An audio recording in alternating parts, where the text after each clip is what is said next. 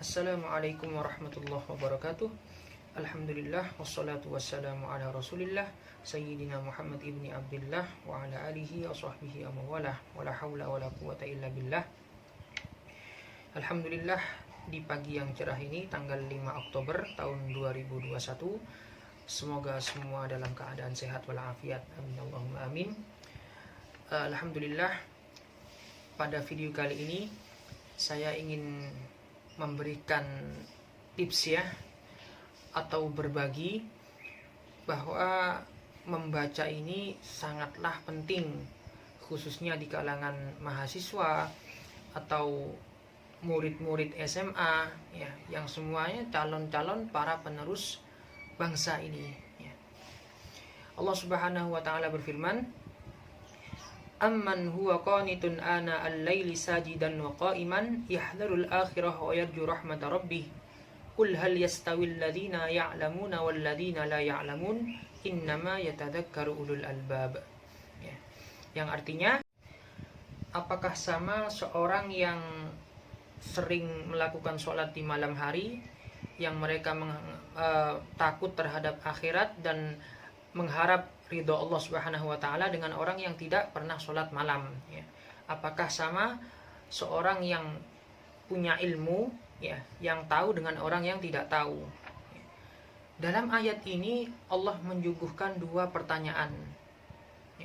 Apakah sama orang yang suka atau sering sholat malam dengan orang yang tidak pernah sholat malam?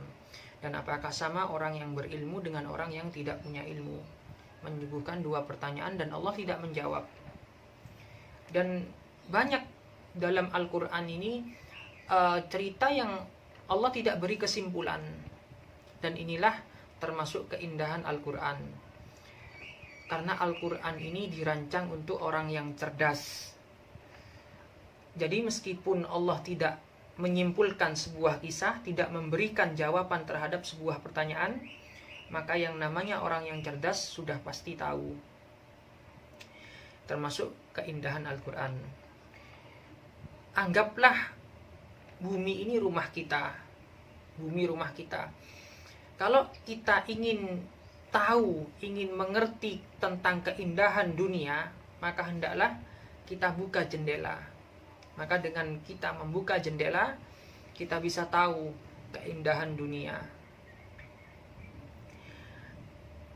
Supaya kita tahu apa yang terjadi di luar sana, sehingga kita pemandangan dalam mata kita tidak hanya terbatas dalam sebuah rumah saja, tapi bisa memandang di luar rumah apa yang terjadi di luar sana.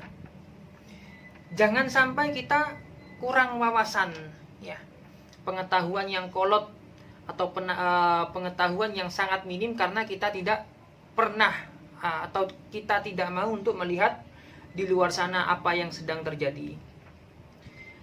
Semakin kita banyak wawasan atau pengetahuan, maka semakin mudah kita untuk memecahkan sebuah masalah.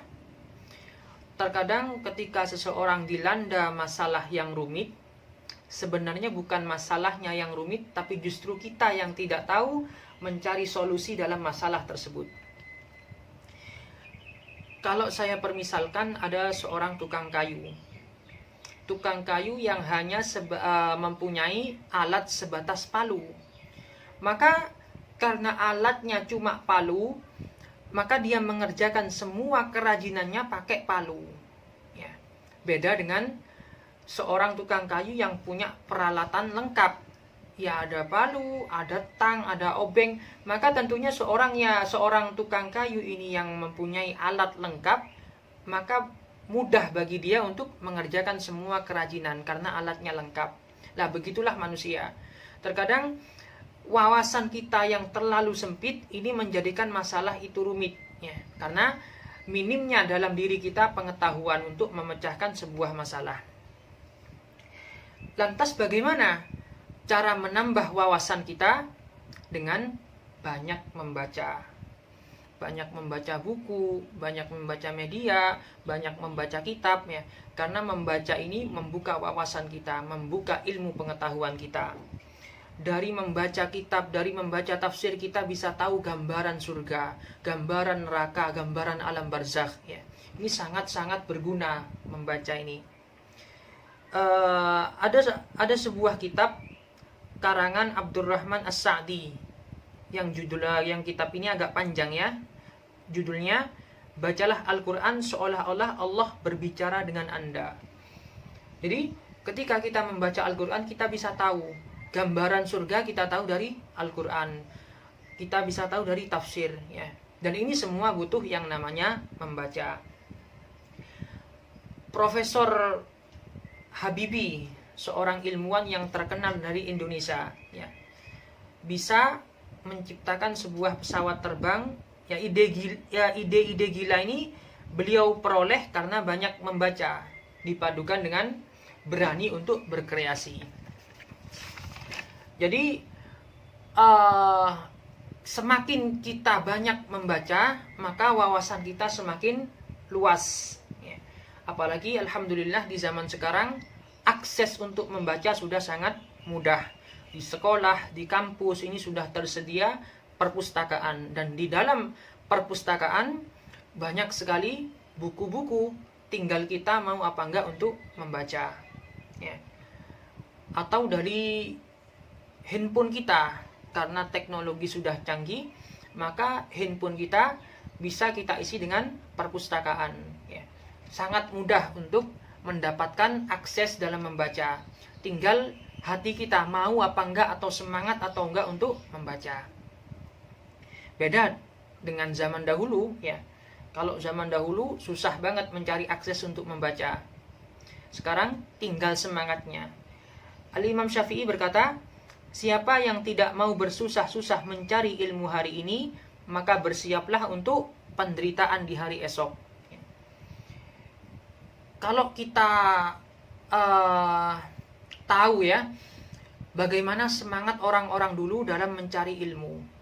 Sayyiduna Abu Hurairah mencari satu hadis ini rela berjalan puluhan atau bahkan ratusan kilometer hanya mendapatkan satu hadis. Dan sedangkan kita sekarang sudah banyak kitab-kitab hadis yang sudah terbukukan, dari mulai Sahih Bukhari, Sahih Muslim, Riyadhus Shalihin, Arba'in Nawawi. Tinggal kita apakah mau untuk membuka dan apakah mau untuk membaca. Beda dengan zaman dahulu. Dan ini ada kisah menarik. Kakeknya Ibnu Taimiyah, ini seorang yang sangat-sangat semangat dalam menuntut ilmu. Beliau ketika masuk WC, masuk hammam ya, beliau cari orang, dan ketika beliau sudah masuk, agar orang ini membacakan buku, sedangkan beliau berada di dalam WC. Beliau berkata, saya tidak ingin menit atau detik yang saya lewati tanpa saya mendapat sebuah ilmu. Ini semangat yang sungguh sangat luar biasa ya. Nah, itulah semangat orang-orang dulu dalam mencari ilmu. Dan kita yang hidup di zaman sekarang, kita sudah serba mudah.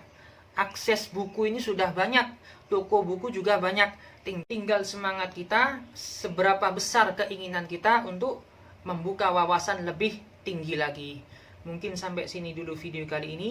Saya tutup dengan kalimat subhanakallahumma wa bihamdika asyhadu an la ilaha illa anta astaghfiruka wa atubu ilaih.